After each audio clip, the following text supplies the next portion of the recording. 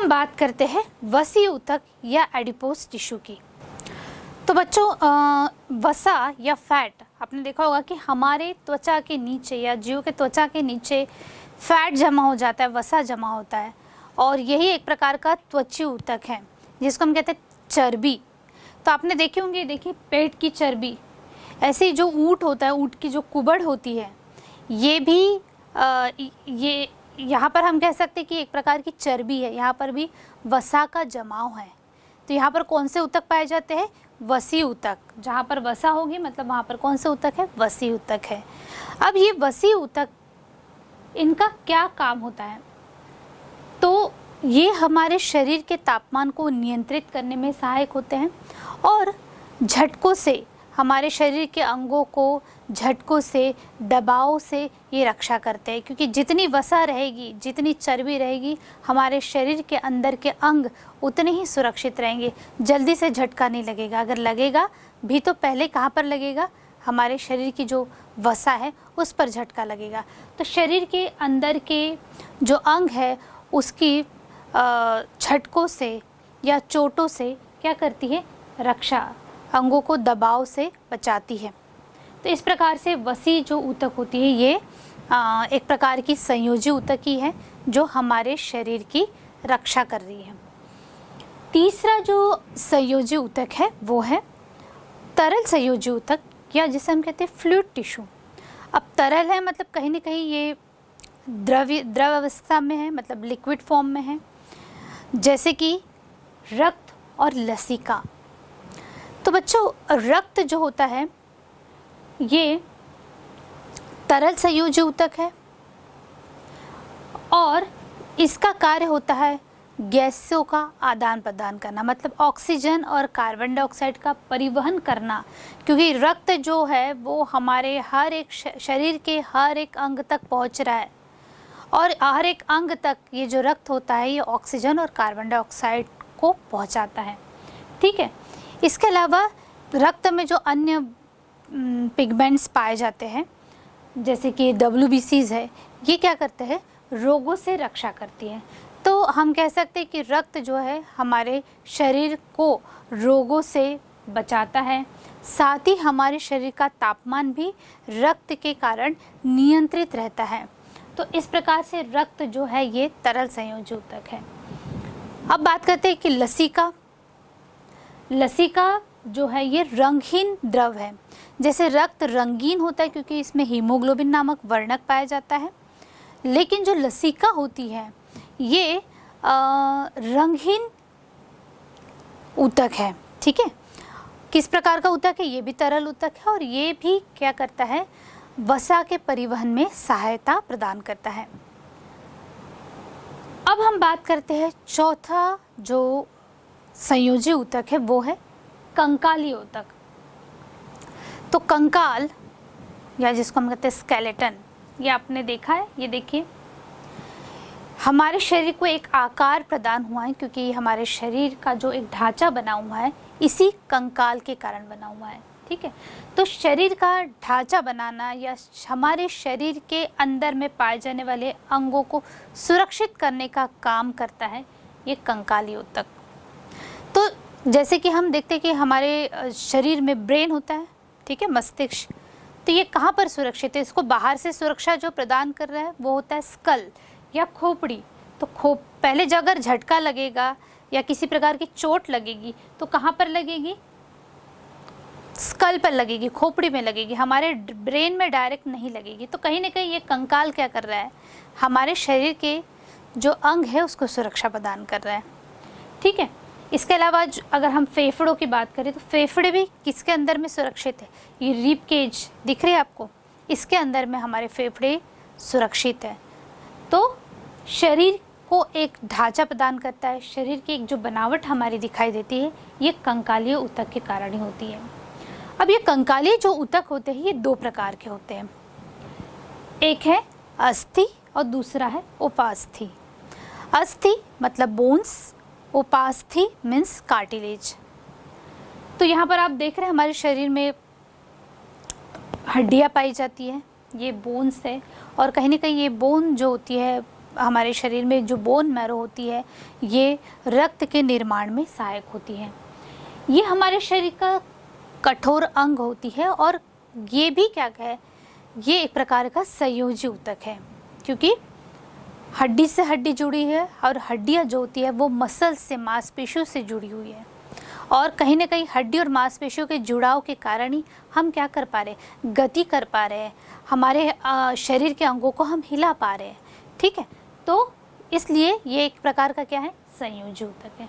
ऐसे अगर हम उपास्थि की बात करें, मतलब कार्टिलेज की बात करें, तो कार्टिलेज हमको कहाँ कहाँ पर दिख रहा है। अब देखिए, हमारे कान की हड्डी, नाक की हड्डी, अस्थियों के जोड़ में, यहाँ पर देख रहे हैं आपको जो सफ़ेद रंग का दिखाई दे रहा है, ये क्या है, कार्टिलेज है, उपास्थि है। ठीक है, तो अस्थियों के जोड़ में भी ये क्या करती है, कार्टिलेज उपस्थित रहता है। तो ये कान की हड्डी, नाक, अस्थियों के जोड़, ये कार्टिलेज के बने होते हैं, मतलब उपास्थि के बने होते हैं और कहीं ना कहीं ये जोड़ने का काम कर रहे हैं। ठीक है, जैसे कि हम जानते हैं कि जो टेंडन होता है, टेंडन क्या करता है, मसल्स को, मतलब मांसपेशियों को हड्डियों से जोड़ता है।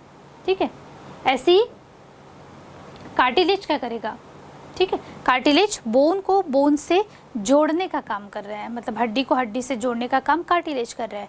टेंडन क्या कर रहे हैं, बोन को मसल्स से जोड़ने का काम कर रहे हैं। तो इस प्रकार से जो संयोजी ऊतक होता है, इनका काम होता है एक अंग को दूसरे अंग से जोड़ना। चलिए बच्चों, अब हम बात करते हैं पेशी ऊतक की। तीसरा जो जंतु ऊतक का प्रकार है वो है पेशी ऊतक या मस्कुलर टिश्यू। हमारी जो मांसपेशियाँ होती हैं ये इन्हीं पेशी ऊतक की बनी होती हैं। अब मांसपेशियाँ जो ये पेशी ऊतक होते हैं ये कैसे होते हैं, बहुत ही कोमल, और इन पेशियों के संकुचन से ही हम क्या कर पाते हैं, गति कर पाते हैं। अब पेशियों में संकुचन की क्षमता पाई जाती है जिसके कारण हम गति पर कर पाते हैं। तो कोशिकाएं, जैसे कि मैंने बताई, मांसपेशियों की जो कोशिकाएं होती है कैसी होती है, लंबी होती है, कोमल होती है, और इन्हीं में जब संकुचन होता है तब क्या होता है, कोई भी जीव गति कर पाता है।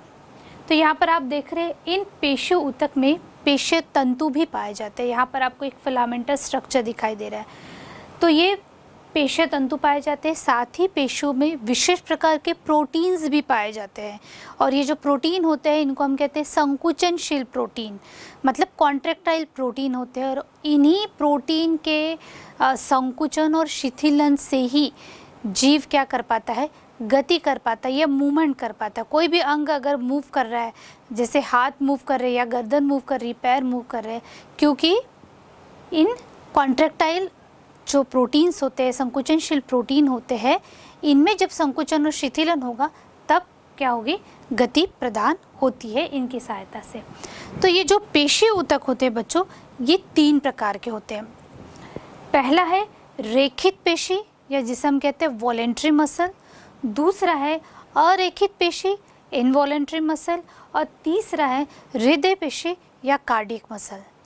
सबसे पहले हम बात करते हैं रेखित पेशी, मतलब ऐसी पेशियाँ जो हमारे इच्छा अनुसार काम करती है, जैसे कि हमारे गर्दन में पाए जाने वाली, हमारे हाथ पैरों में पाए जाने, मतलब जिन अंगों को हम अपनी इच्छा अनुसार मूव करते हैं। जैसे यहाँ पर आप देखिए हमारे जबड़े में कितने प्रकार की पेशियाँ उपस्थित हैं, और जबड़े को हम अपनी इच्छा अनुसार क्या कर पा रहे हैं, हिला पा रहे हैं, ऊपर नीचे कर पा रहे हैं। तो जिन भी अंगों को हम अपनी इच्छा अनुसार हिला पाते हैं, मूव कर पाते हैं, तो ये यहाँ पर कौन सी मसल्स होंगी, रेखित पेशी या वॉलेंट्री मसल्स उपस्थित होती हैं, और ये कहीं ना कहीं इनको हम अपनी इच्छा अनुसार मूव करा पाते हैं। तो अगर हमारे शरीर की मांसपेशियों में थकान आ जाती है, आपने देखा होगा कभी कभी हम बहुत चलने पे या कुछ काम करने पर हमको थकान महसूस होती है। थकान महसूस क्यों होती है, तो कहीं ना कहीं हमारी मांसपेशियों में लैक्टिक अम्ल का जमाव हो जाता है, और इस लैक्टिक अम्ल के जमाव के कारण ही हमारी मांसपेशियों में या हमें थकान महसूस होती है। अब है दूसरा अरेखित या इनवॉलेंट्री मसल्स। अरेखित जो पेशी ऊतक होते हैं ये ऐसे ऊतक होते हैं जो हमारी इच्छा अनुसार काम नहीं करते हैं। ठीक है, वो हमारी इच्छा अनुसार काम कर रहे थे। वही कौन से मसल थे? रेखित मसल। वो क्यों हमारी इच्छा अनुसार काम कर रहे थे? क्योंकि वहाँ पर जो हड्डियाँ थी ये हमारी पेशियों से जुड़ी हुई है। ठीक है, रेखित पेशी जो ऊतक होते हैं वो हड्डियों से जुड़ी होती है। अब हम अरेखित पेशी की बात करेंगे तो ये हड्डियों से जुड़ी हुई नहीं होती है। अरेखित पेशी मतलब इनवॉलंटरी मसल जो हमारी इच्छा अनुसार काम नहीं करते हैं, और यहाँ पर ये हड्डियों से जुड़े हुए नहीं रहते। ये जो अंग होते हैं जैसे कि हमारा हृदय है या आहार नली है, श्वास नली है, यहाँ पर जो भी गति होंगी ये हम अपने इच्छानुसार इसे कंट्रोल या नियंत्रित नहीं कर सकते, क्योंकि ये अपने आप हो रही है, हमारा इस पर कोई कंट्रोल नहीं है। तो ये जो पेशी ऊतक होते हैं ये कौन से होते हैं? अरेखित पेशी ऊतक होते हैं। तीसरा जो होता है हृदय पेशी या कार्डियक मसल। तो हमारा जो हार्ट होता है, हृदय होता है, ये हृदय पेशी कोशिकाओं का, हृदय पेशी ऊतक का बना होता है। ठीक है, तो हृदय पेशी कोशिकाएं कैसे दिखती है यहाँ पर आप देख सकते हैं, और इसकी परमानेंट स्लाइड आपके लैब में अगर उपलब्ध है तो आप माइक्रोस्कोप में हृदय पेशी को माइक्रोस्कोप में देखें, आपको कुछ इस प्रकार की संरचना दिखाई देगी। तो इस प्रकार से रेखित पेशी की स्लाइड आपको दिखाई देगी, अरेखित पेशी और हृदय पेशी। तो ये सभी क्या है? ये सभी पेशी ऊतक है जो हमारे शरीर के अलग अलग भाग में पाए जाते हैं। तो बच्चों, अब हमारा जो चौथा जंतु ऊतक का प्रकार है वो है तंत्रिका ऊतक, या जिसे हम कहते हैं नर्वस टिश्यू। तो ये जो तंत्रिका ऊतक होते हैं ये तंत्रिका कोशिकाओं का समूह होता है। तो हमारा जो ब्रेन है, स्पाइनल कॉर्ड है, जो नर्व्स है, ये सभी तंत्रिका ऊतक की बनी होती है। तो यहाँ पर आप देख रहे हैं ये ब्रांचेस दिखाई दे रही है, ये सभी क्या है? ये तंत्रिका कोशिका है, तंत्रिका ऊतक है। तो इनका क्या कार्य होता है? तो ये हमारे शरीर के विभिन्न अंगों से संवेदनाओं और उद्दीपनों का संवहन करते हैं, मतलब इसका आदान प्रदान करते हैं। जैसे मान लिया जाए हमें किसी प्रकार की चोट आ जाए या हमें कांटा चुभ जाए, तो कांटा अगर आपके पैरों पर चुभता है तो आप क्या करते हैं? पैरों को तुरंत हटा लेते हैं।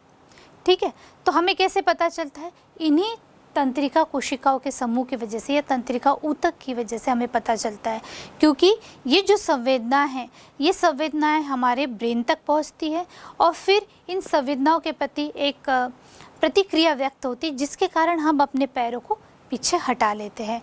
तो इस प्रकार से हमारे शरीर में पाए जाने वाला जो तंत्रिका ऊतक है, जो नर्वस टिश्यू है, ऐसे काम करता है और इस प्रकार से ये दिखाई देता है। तो बच्चों, इस चैप्टर में हमने जाना कि ऊतक क्या है और जंतु में कितने प्रकार के ऊतक पाए जाते हैं, ऐसे ही पेड़ पौधों या पादप में भी कितने प्रकार के ऊतक पाए जाते हैं। तो हम बात करते हैं ये ऊतक की। तो ये जो ऊतक है ये कोशिकाओं का ही एक समूह होता है, साथ ही उनके बाहर पाए जाने वाले एक वातावरण का सम्मिलित रूप है। मतलब कोशिकाओं का समूह और उसके आसपास के वातावरण का सम्मिलित रूप जो होता है उसी को हम क्या कहते हैं? ऊतक कहते हैं। और ये जो ऊतक है, जो कोशिकाओं का समूह है और इसके बाहर का जो वातावरण है, इन दोनों की आपस की क्रिया के फलस्वरूप ही क्या करते हैं? ये ऊतक एक से ज़्यादा कार्य कर पाते हैं। तो बच्चों, क्या आप जानते हैं कि ऊतक जो होता है ये एक विशेष प्रकार के द्रव से घिरे रहते हैं। जो वातावरण की मैं बात कर रही हूँ ये एक प्रकार का द्रव है, और इस द्रव में कुछ लवण की एक निश्चित मात्रा होती है, और अगर इन द्रव में लवण की निश्चित मात्रा कम या ज़्यादा हो जाए तो हमारा ऊतक वैसे काम नहीं करेगा जैसे उसे करना चाहिए। तो इस माध्यम को, द्रव के माध्यम को ठीक से रखना भी बहुत ज़रूरी होता है, ताकि हमारे शरीर का हर एक ऊतक जो है वो सही रूप से कार्य कर पाए। तो ऊतकों के बीच का द्रव्य हमारे शरीर के अलग अलग कार्यों को करने में महत्वपूर्ण भूमिका निभाता है। बच्चों, ऊतक क्या होते हैं ये हम जान गए। ऊतक कितने प्रकार के होते हैं, जिसमें हमने पादप ऊतक के प्रकार को भी जाना और जंतु ऊतक के प्रकार को भी जाना। आइए हम पादप और जंतु ऊतक के बारे में कुछ चर्चा करते हैं और इनमें पाए जाने वाले ऊतक के कार्यों को भी हम कंपेयर या इनकी तुलना करते हैं। तो अगर हम एक कोशिकीय जीव की बात करें बच्चों, तो एक कोशिकीय जीव में किसी प्रकार के विशेष प्रकार के ऊतक तो होते नहीं, क्योंकि उनका जो शरीर होता है एक ही कोशिका का बना होता है। तो जितनी भी जैविक प्रक्रियाएं होती है वो एक ही कोशिका के अंदर में होती है। लेकिन बहुकोशिकीय जीव जैसे कि पेड़ पौधे और जीव जंतु हैं, इनमें जितनी भी जैविक प्रक्रियाएं होगी इनके लिए विशेष प्रकार के अंग उपस्थित है और इन्हीं की सहायता से सभी जैविक प्रक्रिया पूर्ण होती है। जैसे कि प्रजनन है, उत्सर्जन है, परिवहन है, श्वसन है, ये सभी जैविक प्रक्रियाओं को सुचारू रूप से चलाने के लिए विशेष प्रकार के अंग होते हैं। और ये जो विशेष प्रकार के अंग होते हैं ये विशेष प्रकार के ऊतक के बने होते हैं, ये हम जान गए। तो जैसे मान लिया जाए अगर जंतु में अस्थि और पौधों में जाइलम ऐसे ऊतक है जो जंतु और पौधों को क्या कर रहे हैं, सहारा प्रदान कर रहे हैं। जहाँ पर अस्थि अंगों की आंतरिक सुरक्षा प्रदान कर रही है, सहारा दे रही है, वही जाइलम क्या कर रहा है, पानी खनिज लवण का संवहन कर रहा है, साथ ही सहारा दे रहा है। तो इस प्रकार से जंतु और पौधों में पाए जाने वाले भी जो ऊतक होते हैं वो कार्य करते हैं। ऐसे अगर हम पौधों में पत्तियों के बात करें, या पत्ती एक प्रकार का अंग है मान लिया जाए पौधों में, ऐसे अगर जंतुओं में आँख जो होती है वो एक अंग है। तो ये पत्ती में पर्णहरिम पाया जाता है, क्लोरोफिल पाया जाता है, और जब पत्ती प्रकाश की उपस्थिति में इस पर्णहरिम की सहायता से प्रकाश संश्लेषण की क्रिया जब इनमें होती है, भोजन का निर्माण होता है, तो प्रकाश संश्लेषण की क्रिया के लिए किसकी आवश्यकता होती है, प्रकाश की आवश्यकता होती है। ऐसे जंतुओं में आँख से देखने के लिए भी किसकी आवश्यकता होती है, प्रकाश की आवश्यकता होती है। ऐसी जीवों के शरीर में कुछ ऊतक ऐसे पाए जाते हैं बहुत तेज़ी से जो वृद्धि करते हैं, मतलब जिनमें विभाजन की क्षमता बहुत ज़्यादा होती है। ऐसे ऊतक क्या करते हैं, अतिशीघ्र वृद्धि करते हैं और ये शरीर के लगभग सभी भागों में उपस्थित होते हैं। जैसे कि त्वचा में या आंतरिक अंग की जो सतह बनाने वाली ऊतक होती है वहाँ पर इस प्रकार के ऊतक पाए जाते हैं जो किसी जीव की वृद्धि के लिए आवश्यक होते हैं। इसके अलावा रेशेयुक्त ऊतक पाए जाते हैं। रेशेयुक्त ऊतक जैसे कि जंतु की अगर हम बात करें तो पेशी ऊतक पाए जाते हैं, और जो इन शरीर को सहारा लचीलापन प्रदान करते हैं। वैसे ही पौधों की अगर बात करें तो पौधों में संवहन ऊतक पाए जाते हैं। ये क्या कर रहे हैं, ये भी सहारा प्रदान कर रहे हैं पौधों को। तो ये जो ऊतक होते हैं ये एक अंग को दूसरे अंग से जोड़ने का काम करते हैं। जैसे कि हमने संयोजी ऊतक की बात की थी, एक ऊतक एक अंग को दूसरे अंग से जोड़ने का कार्य करते हैं।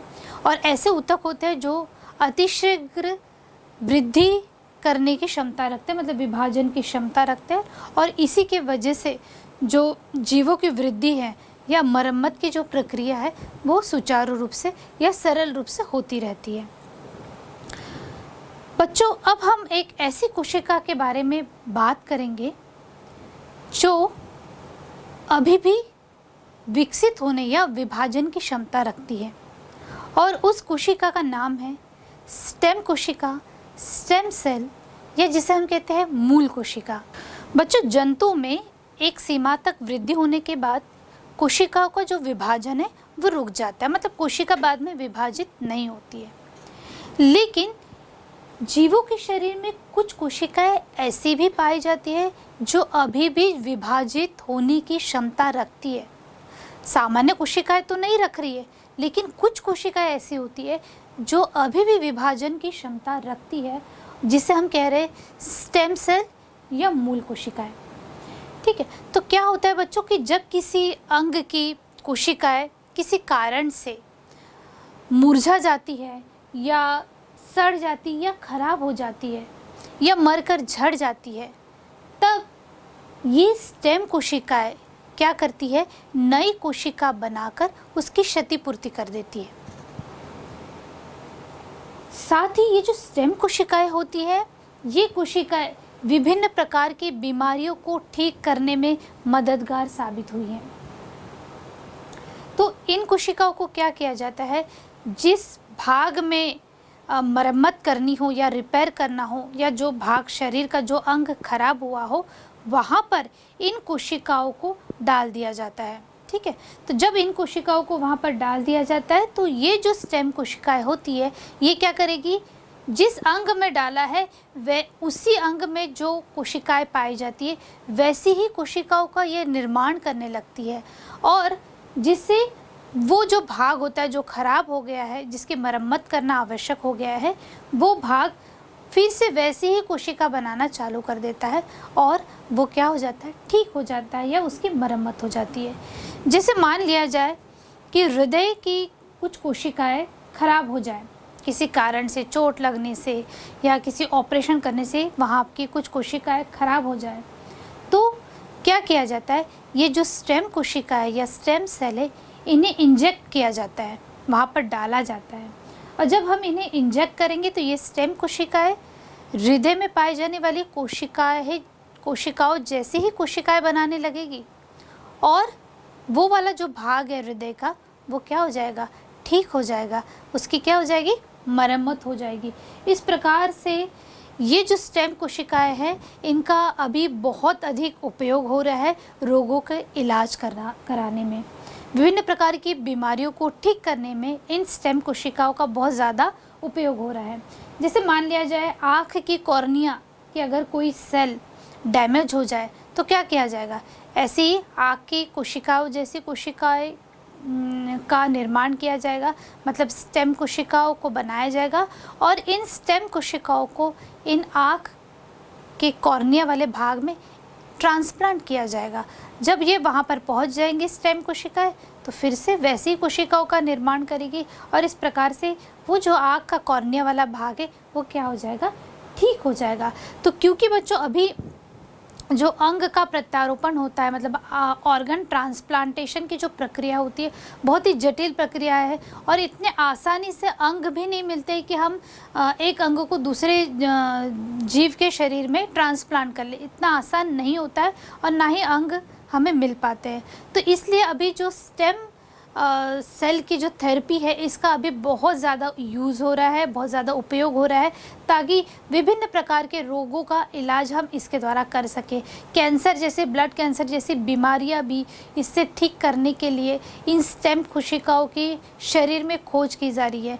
बहुत सारी स्टेम कोशिकाओं का पता चल गया और भी स्टेम कोशिकाएँ जो होती है उनकी भी खोज अभी भी वैज्ञानिक लोग कर रहे हैं।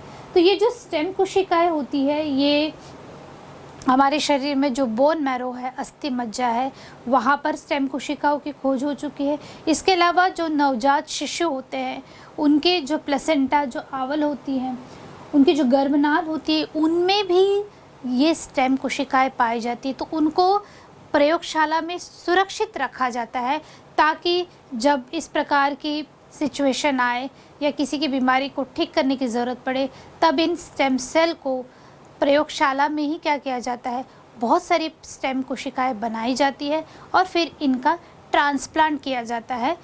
जिस भी जीव के शरीर के अंग को ठीक करना वहाँ पर इन कोशिकाओं को ट्रांसप्लांट किया जाता है और बीमारियों को ठीक किया जाता है।